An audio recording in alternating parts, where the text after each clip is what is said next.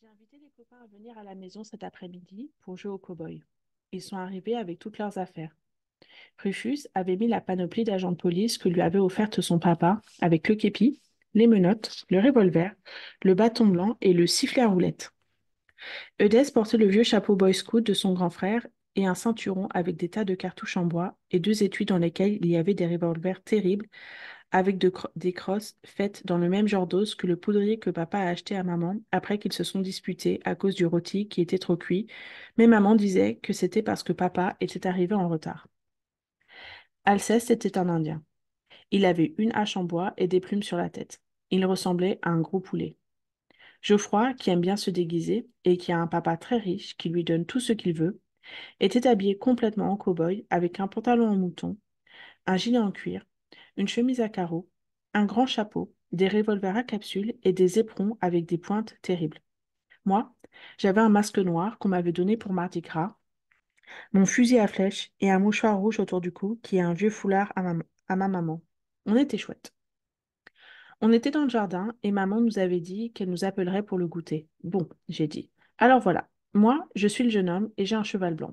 Et vous, vous êtes des bandits, mais à la fin, c'est moi qui gagne. Les autres, ils n'étaient pas d'accord. C'est ça qui est embêtant.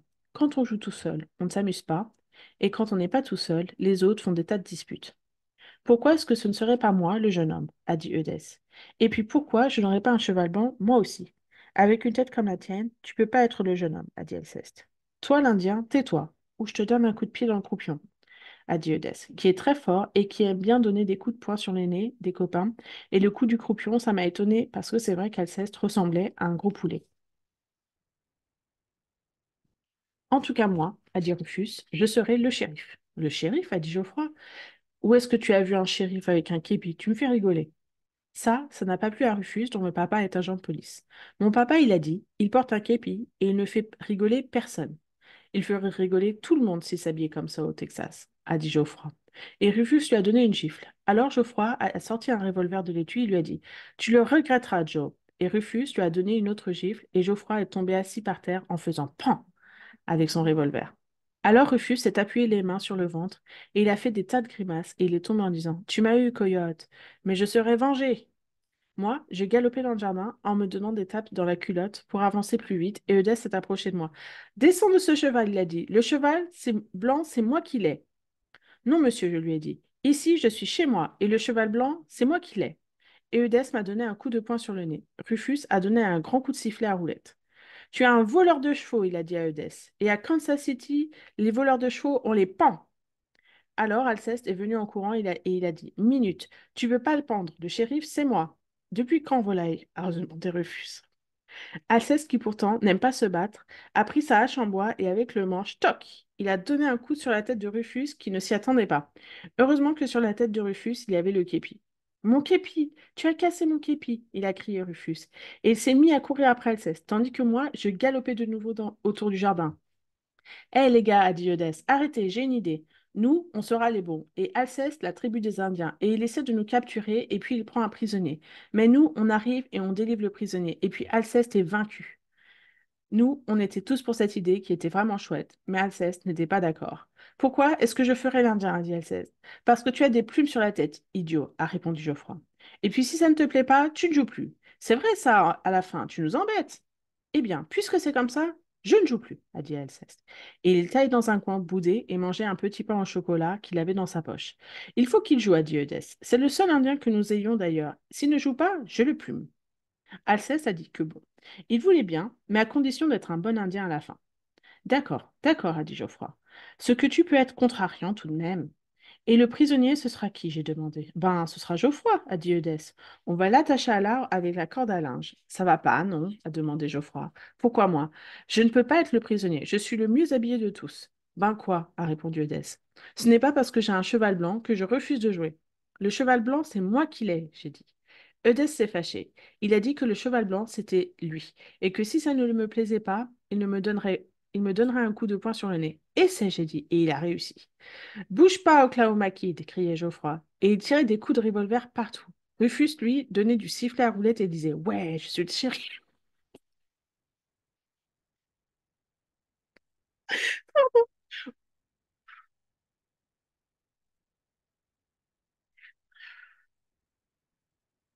Je vais y arriver. Rufus lui donnait du sifflet à roulette et il disait: Ouais, je suis le shérif, ouais, je vous arrête tous. Et Alceste lui a donné un coup de hache sur le képi en disant qu'il le faisait prisonnier. Et Rufus s'est fâché parce que son sifflet à roulette était tombé dans l'herbe. Moi, je pleurais et je disais à Eudès qu'ici, j'étais chez moi et que je ne voulais plus le voir. Tout le monde criait, c'était chouette. On rigolait bien, terrible. Et puis papa est sorti de la maison, l'air pas content. Eh bien, les enfants, qu'est-ce que c'est que ce vacarme? Vous ne savez pas vous amuser gentiment? C'est à cause de Geoffroy, monsieur. Il ne veut pas être le prisonnier, a dit Eudès. Tu veux ma main sur la figure? A demandé Geoffroy, et ils ont recommencé à se battre. Mais papa les a séparés. Alors, les enfants, il a dit, je vais vous montrer, moi, comment il faut jouer. Le prisonnier, ce sera moi. Nous, on était drôlement contents. Il est chouette, mon papa. Nous avons attaché papa à l'arbre avec la corde à linge et à peine on avait fini que nous avons vu Monsieur Blédur sauter par-dessus la haie du jardin. Monsieur Blédur, c'est notre voisin qui aime bien taquiner papa. Moi aussi, je veux jouer. Je serai le peau rouge taureau debout.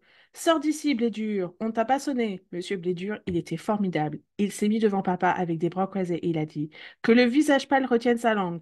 Papa faisait des drôles d'efforts pour se détacher de l'arbre.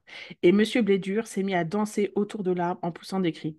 Nous, on aurait bien aimé rester voir papa et Monsieur Blédur s'amuser et faire les guignols, mais on n'a pas pu parce que maman nous a appelés pour le goûter. Et après, on est allé dans ma chambre, jouer au train électrique.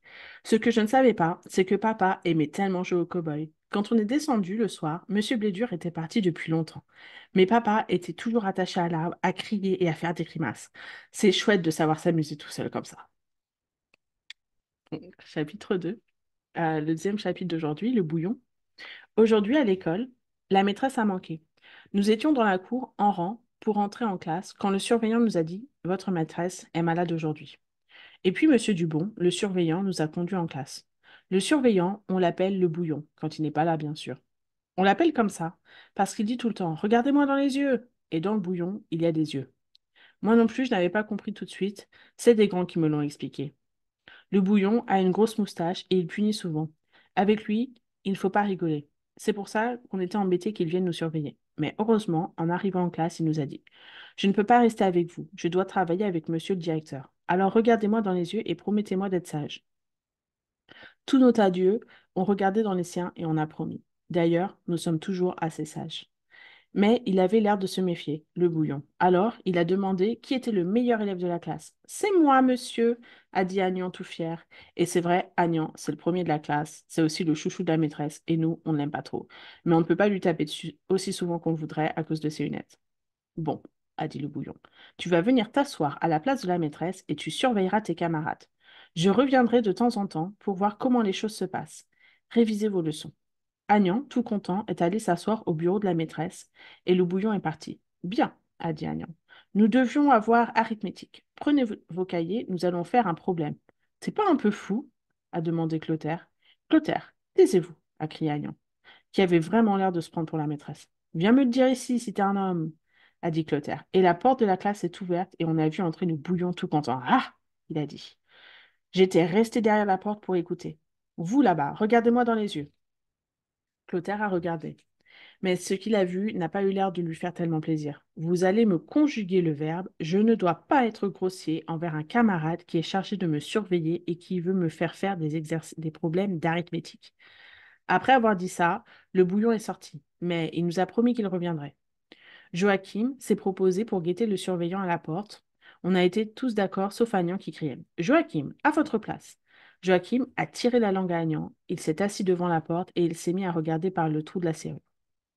Il n'y a personne, Joachim? A demandé Clotaire. Joachim a répondu qu'il ne voyait rien. Alors Clotaire s'est levé et il a dit qu'il allait faire manger son livre d'arithmétique à Agnan, ce qui était vraiment une drôle d'idée, mais ça n'a pas plu à Agnan, qui a écrié: Non, j'ai des lunettes, tu vas les manger aussi, a dit Clotaire, qui voulait absolument qu'Agnan mange quelque chose. Mais Geoffroy a dit qu'il ne fallait pas perdre de temps avec des bêtises, qu'on ferait mieux de jouer à la balle. Et les problèmes alors? A demandé Agnan, qui n'avait pas l'air content. Mais nous, on n'a pas fait attention et on a commencé à se faire des passes, et c'était drôlement chouette de jouer entre les bancs. Quand je serai grand, je m'achèterai une classe, rien que pour jouer dedans. Et puis, on a entendu un cri, et on a vu Joachim assis par terre qui se tenait le nez avec ses mains. C'était le bouillon qui venait d'ouvrir la porte, et Joachim n'avait pas dû le voir venir. Qu'est-ce que tu as? A demandé le bouillon, tout étonné. Mais Joachim n'a pas répondu. Il faisait ouille, ouille, et c'est tout. Alors, le bouillon l'a pris dans ses bras et l'a emmené dehors. Nous, on a ramassé la balle et on est retourné à nos places. Quand le bouillon est revenu avec Joachim, qui avait le nez tout gonflé, il nous a dit qu'il commençait à en avoir assez et que si ça continuait comme ça, on verrait ce qu'on verrait. Pourquoi ne prenez-vous pas exemple sur votre camarade Agnan? Il a demandé. Il est sage, lui. Et le bouillon est parti.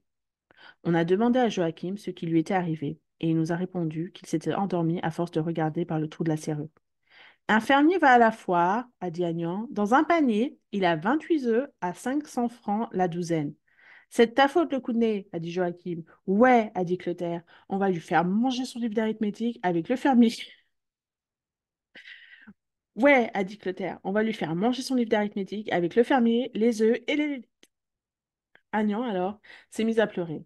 Il nous a dit que nous étions des méchants et qu'il le dirait à ses parents et qu'il nous ferait tous renvoyer et le bouillon a ouvert la porte. On était tous assis à nos places et on ne disait rien et le bouillon a regardé Agnan qui pleurait tout seul, assis au bureau de la maîtresse. Alors quoi? Il a dit le bouillon. C'est vous qui vous dissipez maintenant? Vous allez me rendre fou. Chaque fois que je viens, il y en a un autre qui fait le pitre. Regardez-moi bien dans les yeux tous. Si je reviens encore une fois et que je vois quelque chose d'anormal, je sévirai. Et il est parti de nouveau. Nous, on s'est dit que ce n'était plus le moment de faire les guignols, parce que le surveillant, quand il n'est pas content, il donne de drôles de punitions. On ne bougeait pas, on entendait seulement renifler Agnan et mâcher Alceste, un copain qui mange tout le temps. Et puis on a entendu un petit bruit du côté de la porte. On a vu le bouton de porte qui tournait très doucement, et puis la porte a commencé à s'ouvrir petit à petit en grinçant. Tous, on regardait et on ne respirait pas souvent. Même Alceste s'est arrêté de mâcher. Et tout d'un coup, il y en a un qui a crié: C'est le bouillon! La porte s'est ouverte et le bouillon est entré tout rouge. Qui a dit ça? Il a demandé. C'est Nicolas, a dit Agnan. C'est pas vrai, sale menteur! Et c'était vrai que c'était pas vrai. Celui qui avait dit ça, c'était Rufus. C'est toi, c'est toi, c'est toi, a crié Agnan. Et il s'est mis à pleurer. Tu seras en retenue, m'a dit le bouillon. Alors, je me suis mise à pleurer. J'ai dit que ce n'était pas juste et que je quitterais l'école et qu'on me regretterait bien. C'est pas lui, monsieur, c'est Agnan qui a dit le bouillon, a crié Rufus. Ce n'est pas moi qui ai dit le bouillon, a crié Agnan. Tu as dit le bouillon, je t'ai entendu dire le bouillon, parfaitement le bouillon. Bon, ça va comme ça, dit le bouillon. Vous serez tous en retenue. Pourquoi moi? Demanda Alceste. Je n'ai pas dit le bouillon, moi. Je ne veux plus entendre ce sobriquet ridicule, vous avez compris? A crié le bouillon qui avait l'air drôlement énervé. Je ne viendrai pas en retenue, a crié Agnan. Et il s'est roulé par terre en pleurant. Il avait des hoquets, il est devenu tout rouge et puis tout bleu. En classe, à peu près tout le monde criait et pleurait. J'ai cru que le bouillon allait s'y mettre aussi quand le directeur est entré. Que se passe-t-il, le bouillon? Monsieur Dubon, il a demandé le directeur. Je ne sais plus, monsieur le directeur, a répondu le bouillon. Et il y en a un qui se roule par terre, un autre qui saigne du nez. Mais quand j'ouvre la porte, le reste qui hurle, je n'ai jamais vu ça. Jamais. Et le bouillon se passait la main dans les cheveux et sa moustache bougeait dans tous les sens. Le lendemain, la maîtresse est revenue, mais le bouillon a manqué. Voilà, c'est tout pour aujourd'hui. Je vous remercie beaucoup. Je vous remercie beaucoup. Je n'ai même pas posé les questions. So now we're going to do the question. I'm sorry. All right. Give me a second. Alors maintenant, on va faire les questions. Let's have a look. Donc, les questions sur le chapitre Les cow-boys. Pourquoi le petit Nicolas a invité ses copains à la maison? Qu'est-ce qui est embêtant? À quoi les enfants jouent-ils? Pourquoi se chamaillent-ils? Qui est Monsieur Blédur? Pourquoi le petit Nicolas a invité ses copains à la maison? Il a invité ses copains pour jouer au cow-boy. Qu'est-ce qui est embêtant? Quand on joue tout seul, on ne s'amuse pas. Et quand on n'est pas tout seul, les autres font des tas de disputes. À quoi les enfants jouent-ils? Ils jouent au cow-boy, indien et policier. Pourquoi se chamaillent-ils? Parce qu'ils ne sont pas d'accord sur le scénario. Qui sera le prisonnier? Le papa de Nicolas est attaché à l'arbre avec la corde à linge. Qui est Monsieur Blédur? Monsieur Blédur, c'est le voisin qui aime bien taquiner le papa de Nicolas. OK? Les questions sur le paragraphe Le Bouillon, sur le chapitre Le Bouillon. Qui est le bouillon? Peux-tu décrire le bouillon? Pourquoi les enfants ne peuvent pas taper sur Agnan? Pourquoi Joachim saigne du nez? Et quelle est la punition de Clotaire? Donc, qui est le bouillon? Le bouillon, c'est le surveillant de l'école. Peux-tu décrire le bouillon? Le bouillon, il a une grande moustache. Pourquoi les enfants ne peuvent pas taper sur Agnan? Parce qu'Agnan, il a des lunettes. Pourquoi Joachim saigne du nez? Parce qu'il s'est endormi devant la porte en surveillant par le trou de la serrure et le bouillon a ouvert la porte. Quelle est la punition de Clotaire? Clotaire doit conjuguer le verbe je ne dois pas être grossier envers un camarade qui est chargé de me surveiller et qui veut me faire des problèmes d'arithmétique. Voilà. Cette fois-ci, c'est tout pour aujourd'hui. That's it for today. Thank you very much. I hope you enjoyed. I always laugh a lot when I read those, so I'm sorry it take me a bit of time to read them. Anyway, thank you, and I wish you a very lovely weekend. Bye bye.